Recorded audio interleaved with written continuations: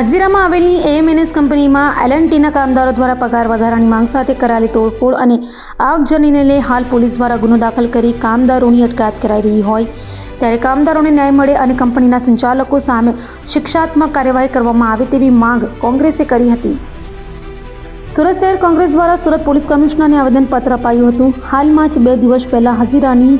AMNS કંપનીમાં એલએનટીના કામદારો દ્વારા કરાયેલા તોફાનમાં તોડફોડ અને આગજની કરાઈ હોય જે મામલે કોંગ્રેસ દ્વારા કામદારોની વારે આવી છે। કોંગ્રેસે આવેદનપત્ર આપી જણાવ્યું હતું કે હજીરા ખાતે આવેલ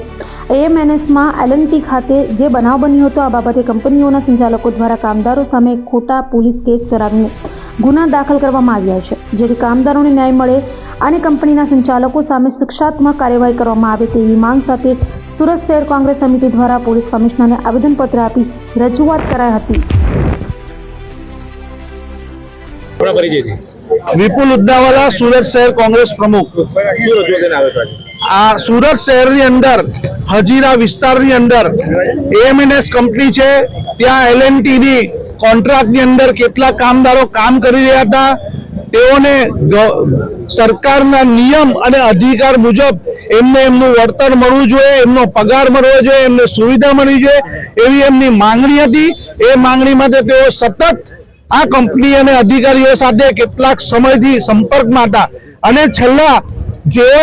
આ અધિકારીઓએ તેઓનો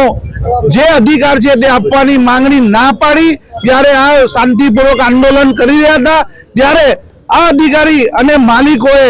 આમના વિરુદ્ધ ગુનો દાખલ કરાવ્યો, એમને ઉશ્કેરણી કરી, એમની ઉપર દમન કર્યું અને ત્યાર પછી જે રીતે સામાન્ય માણસનો ગુસ્સો ચરે છે એ રીતે ગુસ્સામાં આવી અને તેઓએ આ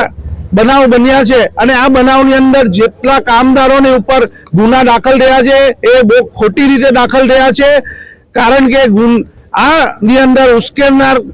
ઉપર ગુના દાખલ નહીં, એક જ તરફી ગરીબ અને મધ્યમ વર્ગના જે કામદારો છે જે ભારત દેશના ખૂણે ખૂણેથી આવ્યા છે એવા કામદારોની ઉપર ગુનો દાખલ કરી અને દમન ગુજારવામાં આવ્યું છે અને પોલીસ રાજ આ સરકાર પોલીસને હથિયાર બનાવી અને ડરાવવા અને ધમકાવી અને ગુલામી રાજ લાવવા માંગે છે। તેની સામે કોંગ્રેસ પાર્ટી આ ઘટનાની ઊંડી તપાસ થવી જોઈએ, એના ઉપર તમામ પર જે ઉશ્કેરણી કરનાર જે માલિકો છે, જે અધિકારીઓ એના ઉપર ગુનો દાખલ થવો જોઈએ એવી માંગણી લઈ અમે અહીં આવ્યા છે કે આની ન્યાય કામદારોને ન્યાય મળવો જોઈએ। જ્યાં સુધી ન્યાય નહીં મળશે ત્યાં સુધી કોંગ્રેસ પાર્ટી આંદોલન ચાલુ રાખશે।